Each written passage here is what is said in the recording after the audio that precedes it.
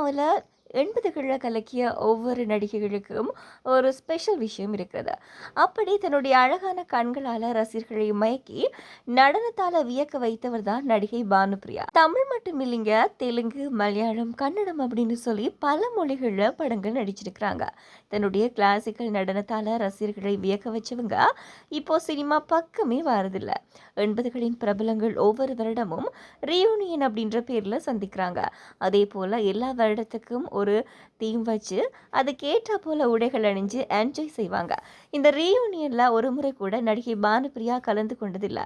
காரணம் என்ன அப்படின்னு சொல்லி இதுவரை தெரியாமல் இருந்தது. இந்த நிலையில் நடிகை குஷ்பு சமீபத்தில் ஒரு பேட்டியில் நடிகை பானுப்பிரியா குறித்து பேசியிருக்கிறாங்க. அதில் அவங்க, நாங்கள் 2-3 முறை பானுப்பிரியாவை அழைத்தோம், ஆனால் அவர் வரவில்லை. அவர் யாருடனும் அவ்வளவு எளிதாக பழக மாட்டார். படப்பிடிப்பில் கூட அவர் தனியாகத்தான் இருப்பார். சினிமாவில் பானுப்பிரியாவுக்கு நண்பர்கள் அப்படின்னு சொல்லி யாருமே இல்லை.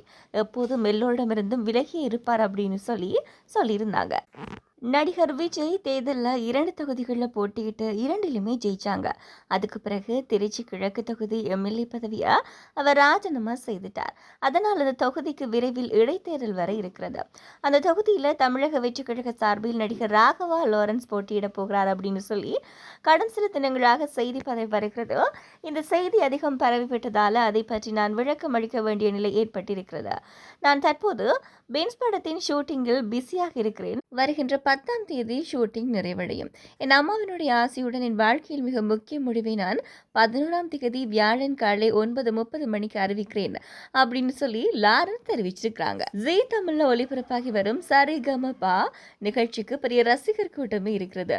தற்போது நடந்து வந்த 5ஆம் சீசன் நிகழ்ச்சியில் ஃபைனல் மிகவும் பிரம்மாண்டமாக இன்று நடைபெற்றது. அதில் ஃபைனலிஸ்ட் எல்லோருமே தங்களுடைய திறமையை மேடையில் வெளிப்படுத்தினாங்க. அது ரசிகர்கள் எல்லோரையுமே கவர்ந்தது. டைட்டில் ஜெயிக்க போவது யார் அப்படின்ற எதிர்பார்ப்பு ரசிகர்கள் எல்லோரது மனதிலையும் இருக்கிறது. இறுதியில் அபிஷேகா தான் டைட்டிலை ஜெயிச்சதாக அறிவிக்கப்பட்டது. அவருக்கு பரிசாக 1 கோடி ரூபாய் மதிப்பிருக்கிற வீடு வழங்கப்பட்டது. விஷ்ணுவர்தன் முதல் ரன்னரப்பாக தேர்வு செய்யப்பட்டார். அவருக்கு 10 லட்சம் ரூபாய் பரிசு வழங்கப்பட்டது. அதோட 2வது ரன்னரப்பாக தன்வி தேர்வு செய்யப்பட்டிருக்கிறார். தமிழ் சினிமாவில் இந்த வருடம் வெளியான திரைப்படங்கள் மாஸ் வெற்றி பெற்ற திரைப்படம் தான் நடிகர் சூர்யாவின் கருப்பு திரைப்படம். ஆர்ஜே பாலாஜி இயக்கத்தில் சூர்யா, த்ரிஷா அப்படின்னு சொல்லி பலர் நடிக்க கடந்த மே மாதம் 15ஆம் தேதி படம் வெளியாகி இருந்தது. இளம் ரசிகர்களை கவர்ந்து வந்த சாய் அபயங்கர் தான் இந்த படத்துக்கு இசையமைச்சிருந்தாங்க. படம் வெளியாகி 3 வாரங்களை கடந்தும் திரையரங்குகளில் ரசிகர்களுடைய கூட்டம் குறையாமல் மாசாக ஓடிக்கொண்டிருக்கிறது. கருப்பு படம் இதுவரை 300 கோடிக்கு மேல் நல்ல வசூல் வேட்டை செய்து மிகப்பெரிய வெற்றி பெற்ற படமாக அமைந்துவிட்டது. இந்த நிலையில படத்தின் OTT ரிலீஸ் குறித்த தகவல் வெளிவந்திருக்கிறது.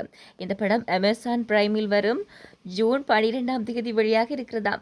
தமிழை தாண்டி தெலுங்கு, கன்னடம், மலையாளம் போன்ற மொழிகளிலும் வெளியாக இருக்கிறது அப்படின்னு சொல்லி தகவல் வெளியாகி இருக்கிறது. 1996 ஏப்ரல் 17ஆம் தேதி சன் டிவியில் ஒளிபரப்பான நேருக்கு நேர் அப்படின்ற நிகழ்ச்சியில் நக்கீரன் கோபால் வீரப்பனை சந்தித்து எடுத்த பேட்டி ஒளிபரப்பப்பட்டது. அதில் முன்னாள் பிரதமர் PV நரசிம்மராவின் மகன் உடன் நடிகை சுகன்யாவோட கள்ளத்தொடர்பு இருந்ததாக வீரப்பன் அந்த பேட்டியில் பேசியிருந்தாங்க. அது முற்றிலும் பொய்யான அவதூறு குற்றச்சாட்டு அப்படின்னு சொல்லி நடிகை சுகன்யா நீதிமன்றத்தில் வழக்கு தொடர்ந்தாங்க. தன்னுடைய நற்பெயரை கெடுக்க இந்த பேட்டியால் தன்னுடைய சினிமா வாய்ப்புகள் பாதிக்கப்பட்டது, மன உளைச்சல் ஏற்பட்டது அப்படின்னு சொல்லியும் அதற்காக 10 லட்சம் ரூபாய் நஷ்டஈடு தர வேண்டும் அப்படின்னு சொல்லியும் வழக்கில் சுகன்யா கேட்டுக்கொண்டாங்க. அதை ஏற்று சிவில் நீதிமன்றம் 10,500,000 ரூபாய் நஷ்டஈடு வழங்க உத்தரவிட்டிருக்கிறது. அந்த தீர்ப்பை எதிர்த்து சன் டிவி உயர் நீதிமன்றத்தில் மேன்முறையீடு செய்தது. நக்கீரன் கொடுத்த பேட்டியை அப்படி ஒளிபரப்பினோம், அவர் பேசியதற்கு நாங்கள் பொறுப்பல்ல அப்படின்னு சொல்லி சன் டிவி வாதிட்டது. ஆனால் அந்த பேட்டியை எடிட் செய்யும் முழு அதிகாரம் சன் டிவிக்கு இருக்கிறது அப்படின்னு சொல்லி நக்கீரனுடன் போடப்பட்ட ஒப்பந்தத்தில் இருக்கிறது. எடிட் செய்ய முழு அதிகாரம் வைத்திருந்தும் அதை ஒளிபரப்பும் முன் விசாரிக்கவோ நடிகை சுகன்யாவிடமிருந்து இது பற்றி விளக்கம் கேட்கவோ இல்லை. அதனால் ஒளிபரப்பான நிகழ்ச்சிக்கு நாங்கள் பொறுப்பல்ல அப்படின்னு சொல்லி சன் டிவி தப்பிக்க முடியாது அப்படின்னு கூறிய நீதிபதி கீழ் நீதிமன்றம் விதித்த 10 லட்சம் ரூபாய் இழப்பீட்டை உடனே வழங்க வேண்டும் அப்படின்னு சொல்லி உத்தரவிட்டாங்க. அதோட அந்த அவதூறான பகுதியை மீண்டும் ஒளிபரப்ப நிரந்தர தடையும் தொடரும் அப்படின்னு சொல்லி நீதிமன்றம் தெரிவிச்சிருக்கிறது.